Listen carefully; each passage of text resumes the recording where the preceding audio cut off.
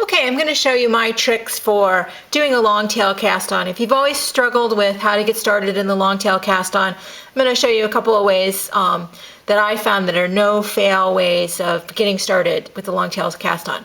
I'm also going to show you a couple of tricks for making sure that you've got enough looseness in your cast on. That's often a problem, I think, with people. The long tail cast on is a nice stretchy cast on, but we want to make sure we're doing it in a way that provides enough stretchiness. So one thing that you'll see people tell you to do a lot with long tail cast on is to cast on over 2 needles. And I can tell you that all that does is make your first row loose and your first stitches on your first row uneven compared to your other rows. So I'm going to show you another way that I found really does lead to a nice loose stretchy cast on. The first thing we're going to do is start with a slip knot. Of course, you don't need to start with a slip knot, but if you're just getting started in knitting and you're just trying to learn long tail cast on for the first time, go ahead and use that slip knot. There's no problem with it at all. So we're going to make the slip knot, and I'm going to put it on the needle in my right hand, just using one needle to do this cast on, and I'm going to snug it up by pulling on both tails. Now, I don't want it to strangle the needle. I want it to still be able to move on the needle, but I just want it to kind of gently hug the needle. Now, I'm going to position the slip knot so that it's about 1 inch from the tip of the needle, and I'm going to hold it in place with my thumb and forefinger of my right hand. I'm going to spread my tails to make kind of a tent here. You can see there's the back side of the tent and the front side of the tent.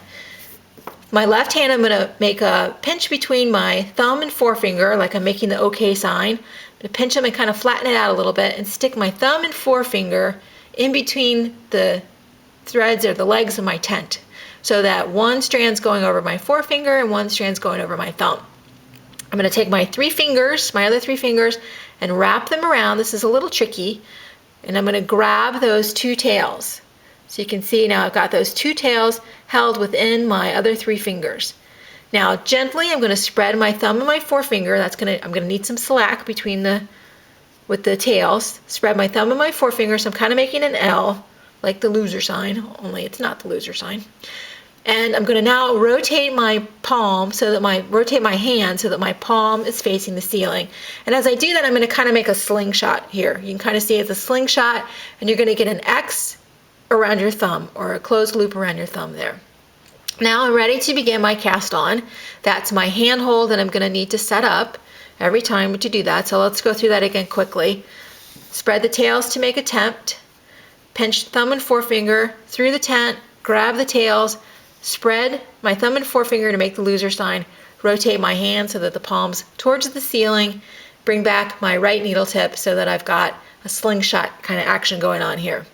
Now, with the right needle tip, I'm going to go under the loop around my thumb, so under this thread, over the thread on my forefinger, around my forefinger, and back through the loop. And I'm going to let go of my thumb. Let that loop slide off my thumb. Now, don't drop everything out of your hand because you've worked so hard to get that hand hold. Don't let everything go here. Simply take your thumb and reinsert it back into the tent that we made previously and pull your thumb out, which will tension the stitch around your needle. Now again, you don't want to strangle that stitch around the needle because that's just going to make it harder to work on the next row. Instead, just let it hug the needle loosely. I'm going to loosen that one back up again. Let it hug the needle loosely, and you'll notice that I've positioned my forefinger in between of my right hand, in between those 2 stitches.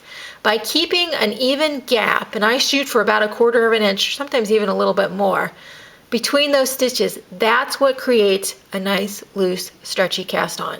It's not letting those stitches cram up together and be tight on the needle. It's in fact keeping some distance in between those stitches that keeps this to being a nice, loose, stretchy cast on. So again, I use my forefinger to kind of help me space the stitches out evenly. Let's do that again. Up under the thumb, over the forehand, back through the loop. Loop slides off my thumb, insert the thumb back in. Now again, I need to position my forefinger so that I've got about 1/4 inch or so in between those stitches, and then I just move to the next one. Under, over, through, tension it loosely, but leave that 1/4 inch gap. Next one, under, over, through, tension it using my forefinger to position and leave that gap. That's what creates a nice, loose, stretchy cast on. Hope you give it a try.